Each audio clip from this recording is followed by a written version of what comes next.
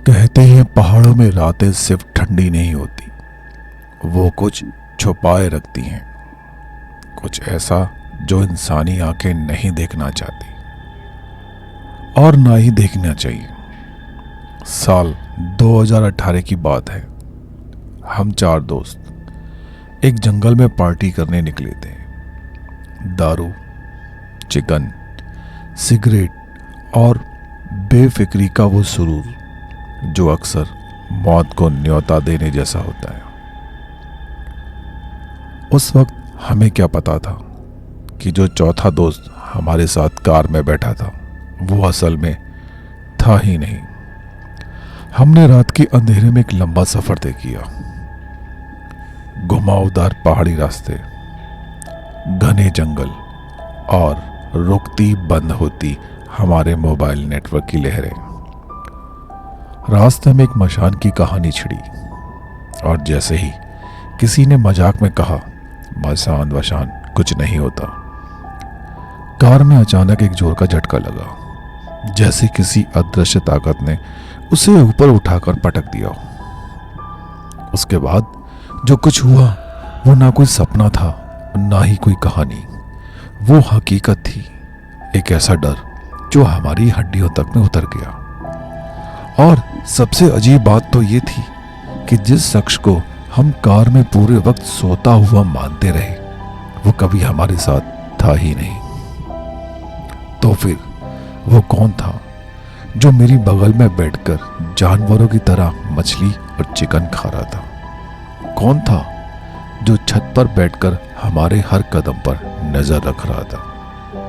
और कौन था जिसका चेहरा बिल्कुल हमारे दोस्त रोहित से मिलता था, पर शरीर किसी जानवर जैसा था? यह कोई आम रात नहीं थी, यह रात मशान की थी। और उस रात के बाद हम कभी भी पहले जैसे नहीं रह पाए। यह बात है 2018 की। मैं अपने 3 दोस्तों के साथ जंगल में पार्टी कर रहा था। पार्टी मतलब दारू, चिकन, सिगरेट और ढेर सारे आइटम। अच्छा, उन तीनों में मेरे साथ एक मेरा कजिन ब्रदर था रोहित, दूसरा मेरे बचपन का दोस्त समीर और तीसरा था हमारे ग्रुप का सबसे शैतान लड़का मोहित, जो दिखने में भोला भाला स्वामी जैसा दिखाई देता था पर था बहुत कांडी। तो उस दिन हमने वहीं जंगल में दिन भर पार्टी की। उसके बाद रात 8 बजे करीब मेरे दोस्त समीर को सनक चढ़ गई और वो अचानक से बोला, ओए अर्जुन, चल तेरे मामा के घर चलते हैं। मेरा मन नहीं था जाने का, क्योंकि हमारे शहर हल्द्वानी से मेरे मामा का घर 160 किलोमीटर दूर कई पहाड़ियों को पार करने के बाद उत्तराखंड में आता था। पहाड़ों की आड़ी टेढ़ी घुमावदार सड़कें थी। ऊपर से हमने शराब भी बहुत पी रखी थी, वैसे ही सिर बहुत भारी हो रखा था। उन टेढ़ी मेढ़ी घुमावदार सड़कों में जाकर मतलब सिर्फ अपना सर फटाना था। मगर कार समीर की थी और सनक भी उसकी, और उसकी सनक के आगे किसी की नहीं चलती थी। आखिरकार हम सब ने उसी की बात मानी और हम निकल पड़े मेरे मामा के घर की तरफ, जो गरुण बजीनाथ के बाद चौरस नाम के एक छोटे से गांव में उत्तराखंड के बागेश्वर जिले में आता है। हम लोगों ने भीमताल के बाद भवाली क्रॉस किया। तब तक रात के 9 बज चुके थे। भवाली से हमने बियर की कुछ और बोतलें खरीद ली। रोहित तो 4 पैक मारकर कार की पिछली सीट में सोया हुआ था। उसको अब बाहरी दुनिया से कोई मतलब नहीं था। अब बस कार में हम 3 ही लोग थे जो बातचीत कर रहे थे। रास्ते में ऐसी बातों बातों में बात आई मशान की। मशान का मतलब होता है एक भटकता प्रेत, या कह लो कोई भूत मशान। जब किसी के ऊपर लग जाता है तो उसे पूजा पाठ या हवन करने के बाद ही दूर किया जाता है। तो ऐसे ही मोहित ने बताया कि उसके एक अंकल थे जिनके ऊपर मशान लगा हुआ था, और उसके बाद से उनके अंकल का व्यवहार बिल्कुल बदल गया था। एक दिन की बात है, मोहित अपने अंकल के घर गया था। तभी मोहित को पेशाब आया। वैसे मोहित अंकल के घर में जा सकता था, लेकिन उनके घर पर उनके अंकल की बेटी की सहेली भी आई हुई थी। तो मोहित घर के बाहर जाकर दीवार से सटकर पेशाब करने लगा। अचानक तभी किसी ने उसके पिछवाड़े में जोर से एक लात मारी, जिसकी वजह से मोहित की पैंट गीली हो गई। उसने गाली देते हुए पीछे देखा तो पीछे उसके अंकल खड़े थे और उनकी आंखें ऊपर की ओर चढ़ी हुई थी। मतलब उनकी आंखों में आंखों की पतली गायब थी, पूरी आंखें सफेद, और वो मोहित को मारने के लिए दौड़े। मोहित ने तुरंत अपनी जिप बंद की और भागकर अपनी बाइक पर बैठा और घर चला आया। हमें लगा कि मोहित सिर्फ कहानी बना रहा है। समीर बोला, अबे ब्रूस ली के, यह सिर्फ बकवास है, मशान कुछ नहीं होता। समीर ने जैसे ही अपनी बात पूरी की, बस तभी उसकी कार के नीचे एक जोर का झटका लगा और कार लगभग 1 फुट उछली और रपटते हुए सड़क के किनारे जाकर रुक गई। उधर रोहित पिछली सीट पर अभी भी घोड़े बेचकर सोया हुआ था। उसकी नींद इतनी पक्की थी कि अगर गाड़ी पलटकर नीचे खाई में गिर जाए तो भी जागता नहीं, बल्कि सोते सोते ही मर जाता। खैर, फिलहाल तो हम बाल बाल बचे थे। हम तीनों कार से नीचे उतरे और कार के नीचे मोबाइल की फ्लैशलाइट डालकर देखा, तब पता चला कि कार का पिछला टायर फट गया है। अजीब बात थी, क्योंकि गाड़ी के चारों टायर एकदम नए थे और उस वक्त सड़क में कोई दूसरी गाड़ी भी नहीं थी।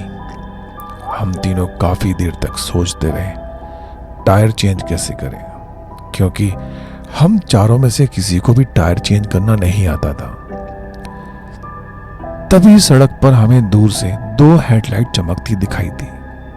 जब वो पास आई तो देखा वह एक टाटा सुमो गाड़ी थी, और अच्छी बात यह थी कि उस टाटा सुमो गाड़ी के ड्राइवर ने हम लोगों को सड़क किनारे खड़ा देखा और हमारे पास आके उसने गाड़ी रोकी और फिर हमसे पूछा, अरे दादा, गाड़ी खराब हो गई क्या? समीर ने उसे बताया कि गाड़ी का पिछला टायर फट गया है और टायर खुल नहीं पा रहा है और हमको स्टेपनी बदलना भी नहीं आती। उस टाटा सुमो वाले पहाड़ी ड्राइवर ने हमारी कार के टायर खोल के उसे चेंज करने में हमारी मदद करी। उसके बाद समीर ने बदले में उसे कुछ पैसा देना चाहा, मगर उस ड्राइवर ने पैसा नहीं लिया। तो समीर ने उसे बियर की एक बोतल देते हुए कहा, धन्यवाद भाई साहब, ये लो, तुम भी पार्टी करो। पहले तो वो ड्राइवर मना करने लगा।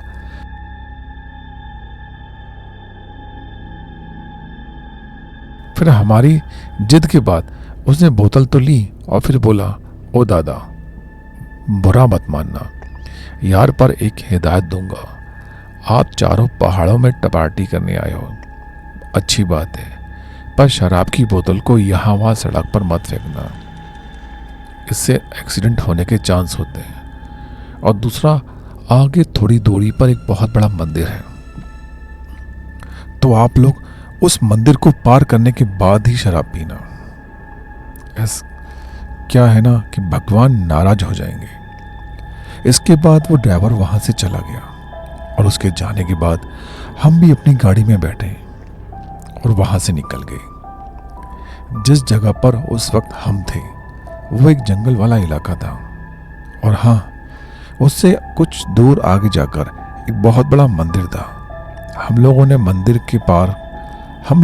मंदिर को पार करने के बाद उससे बहुत दूर जाने के बाद ही अपनी बियर की बोतल खोली। उसके करीब 1 घंटे तक लगातार ड्राइव करते रहने के बाद हम लोगों ने अल्मोड़ा क्रॉस कर लिया। वहाँ वाइन शॉप बंद हो चुकी थी। हम वहाँ से आगे गए तो कोसी नाम की जगह में, जहाँ सब कुछ बंद हो चुका था, पर एक रेस्टोरेंट खुला था जो लगभग बंद होने ही वाला था। वहाँ से हमने मछली के पकौड़े और कुछ फ्राइड चिकन खरीद लिया। अब हमारी गाड़ी में दारू थी, मछली थी और चिकन भी था। मतलब कि उस सफर में हमारी पार्टी का सारा इंतजाम था। कोसी से करीब 10-12 किलोमीटर आगे जाके गाड़ी के अंदर से अजीब सी बदबू आने लगी। और सबसे खास बात, वो बदबू सिर्फ मुझे ही सुंघाई दे रही थी। मैंने समीर से कहा, अबे गाड़ी रोक, मुझे लगता है इंजन के अंदर कुछ अबे गाड़ी रोक, मुझे लगता है इंजन के अंदर कुछ जल रहा है। मेरे कहने पर समीर ने गाड़ी साइड में रोकी। हम तीनों कार से बाहर निकले। रोहित अभी भी गाड़ी की पिछली सीट पर सोया हुआ था। समीर ने इंजन का हुड खोलने के लिए जैसे ही उसे पकड़ा, उसने एक झटके में अपना हाथ पीछे खींच लिया। कार का हुड बहुत गर्म है। फिर एक कपड़े की मदद से मैंने इंजन का हुड खोला। उस वक्त हम भी जंगल वाली सड़क में थे। चारों ओर गुफ अंधेरा था। कार की हेडलाइट्स ऑन थी और इंजन में से धुआं निकल रहा था, मगर उसमें ऐसा कुछ दिखाई नहीं दिया जिसके जलने की अजीब सी बदबू मुझे सुंघाई दे रही थी।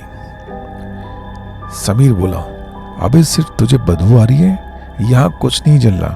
इंजन में से तो थोड़ी बहुत बदबू आती ही है। मैंने कहा, नहीं भाई, ये बदबू बहुत अजीब है।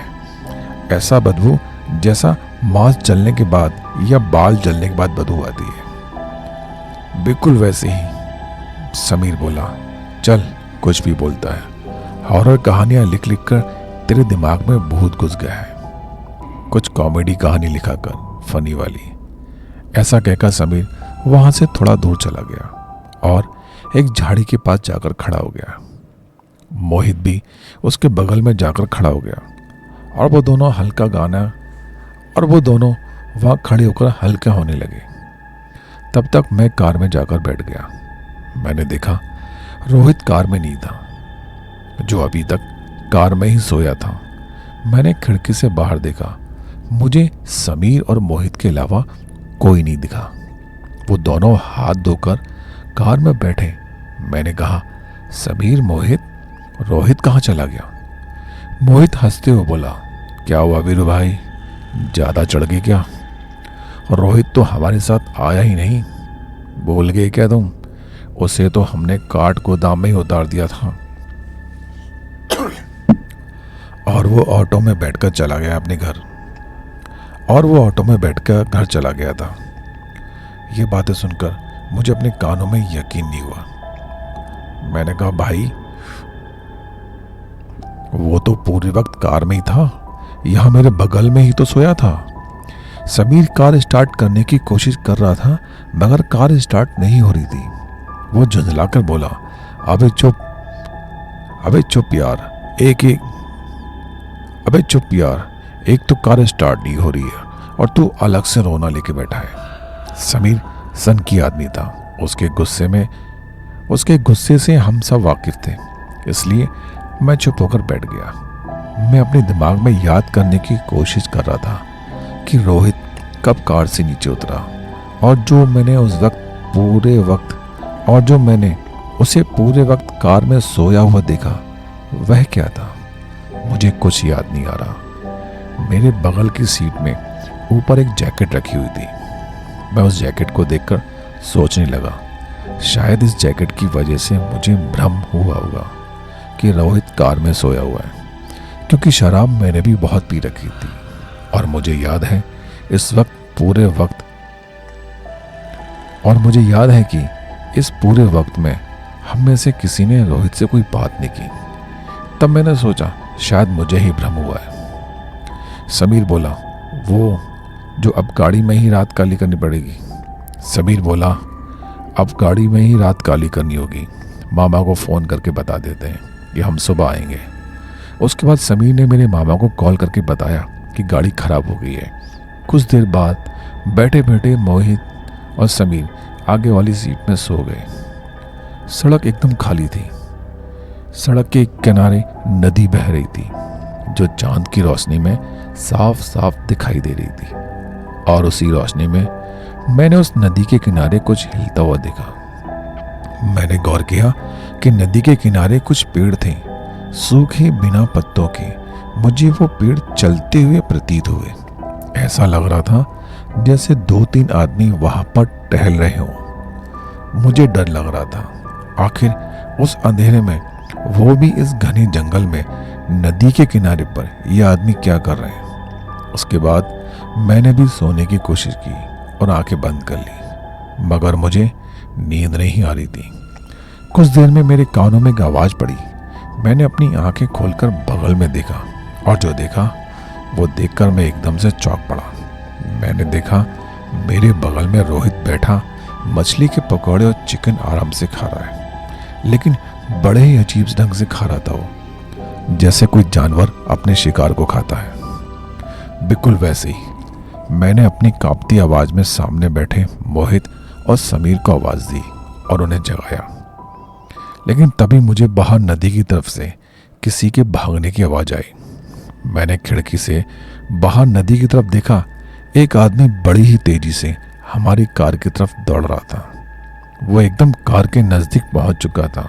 वो मेरे बगल वाली खिड़की से टकराने ही वाला था कि मेरी चीख निकल गई।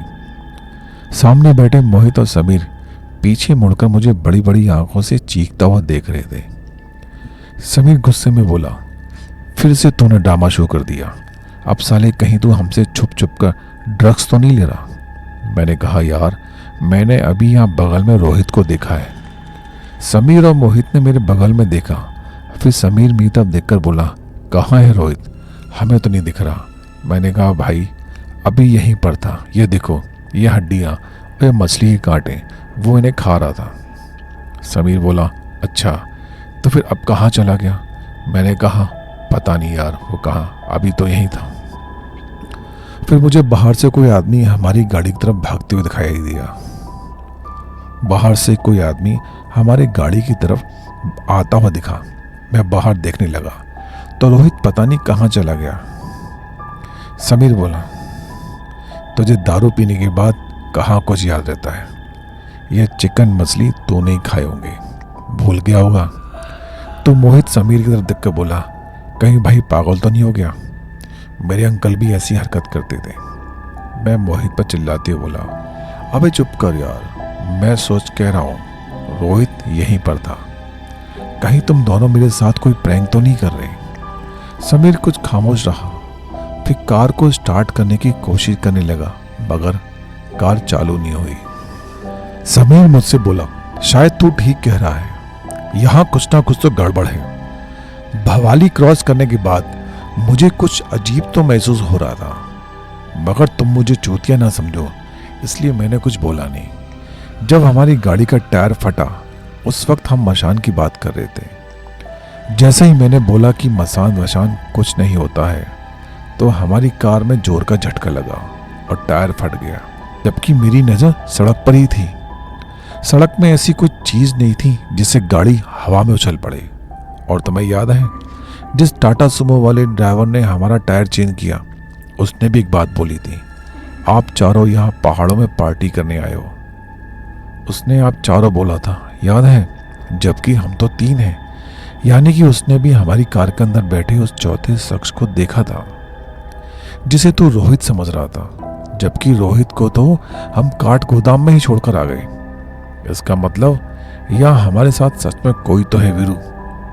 तू सही कह रहा है, मगर कमबख्त ये कार चालू नहीं हो रही है। तब समीर ये सारी बातें कर रहा था, तब मोहित का चेहरा खिड़की की तरफ था।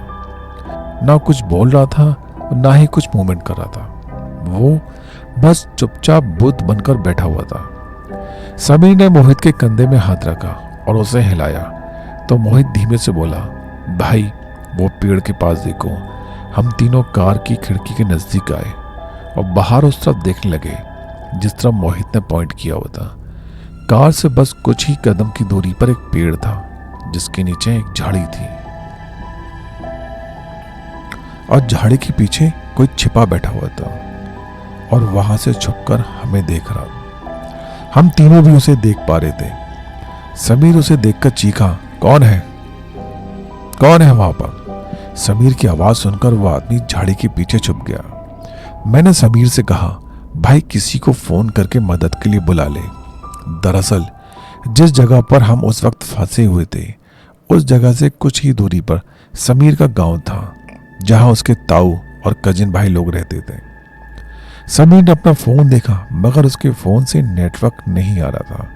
मैंने और मोहित ने भी अपने फोन चेक किए, उनमें भी नेटवर्क गायब था। समीर बोला, यार अभी कुछ देर पहले तो नेटवर्क था जब मैंने मामा से बात की थी। मोहित ने आसमान की तरफ देखा और कहा, मौसम बिगड़ रहा है, इसलिए नेटवर्क भी चला गया। हम तीनों ने खिड़की से बाहर आसमान की तरफ देखा। आसमान में काले काले बादल घिराए और बूंदाबांदी होने लगी। मोहित फिर बोला, तो वो आदमी कहाँ चला गया? तभी हमें ऐसा महसूस हुआ जैसे हमारी कार की छत पर कोई है, क्योंकि छत आवाज करने लगी थी। बारिश की बूंदों के साथ आवाज आ रही थी जैसे कोई छत पर खड़ा हो। समीर छत की तरफ देखकर बोला, यह साला वही आदमी होगा, रुक इसकी टांग तोड़ कर आता हूं। असल में उसने टांग नहीं, कुछ और तोड़ने की बात कही थी। समीर ने कार का दरवाजा खोला और बाहर निकलकर छत की तरफ देखकर गाली देने लगा, मगर उसकी गाली आधी उसके हलक में फंस गई। वो गाली देते देते चुप हो गया, मानो जैसे उसने अपनी उम्मीद से परे कुछ और देख लिया हो। वो झट से डरकर वापस कार के अंदर बैठा। उसकी हालत बहुत खराब थी, उसकी फटी पड़ी थी। मैंने और मोहित ने उसकी तरफ देखा और उससे पूछा कि उसने बाहर छत पर क्या देखा। समीर कांपती आवाज में बोला, पता नहीं क्या था यार, कौन था, ना इंसान ना जानवर, लेकिन उसका चेहरा एकदम रोहित जैसा था। मोहित घबराते हुए बोला, क्या कहीं रोहित मर तो? तू एक काम कर, रोहित को कॉल कर। अरे मैं कैसे कॉल करूं यार? समीर खिंचते हुए बोला, फोन में नेटवर्क नहीं है। मेरी भी हालत खराब थी, कुछ समझ में नहीं आ रहा था। कार से बाहर निकल नहीं सकते थे, कार के अंदर बैठे बैठे हम किसी और को कॉल नहीं कर सकते थे, और रात है कि वो बीतने का नाम ही नहीं ले रही थी। और उस दौरान सड़क से कोई ट्रक या कोई बस या कोई कार भी नहीं गुजरी जिससे हम मदद मांग सकते। हम तीनों अंदर बैठे सुबह होने का या वहां से किसी दूसरी गाड़ी के गुजरने का इंतजार करने लगे।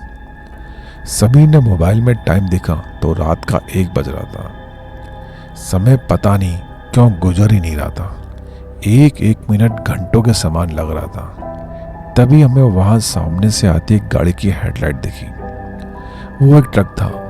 हम तीनों कार से बाहर निकले और चिल्लाते हुए ट्रक वाले को हाथ देकर रुकने का इशारा करने लगे। मगर मैंने ट्रक वाले की तरफ देखा तो ट्रक वाला हमारी तरफ देख तो रहा था, मगर उसके चेहरे में डर के भाव।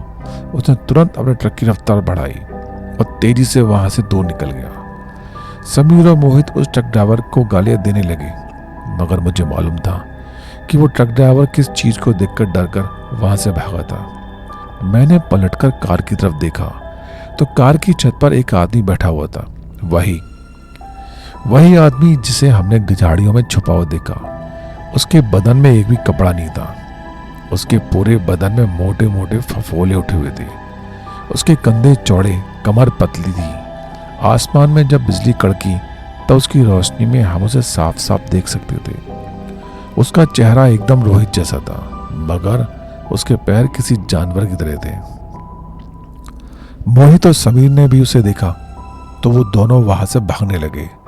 मैं भी उनके पीछे पीछे भागा। अब हम तीनों अपनी कार से दूर भाग रहे थे, उसी तरफ जिस तरफ वह ट्रक गया था।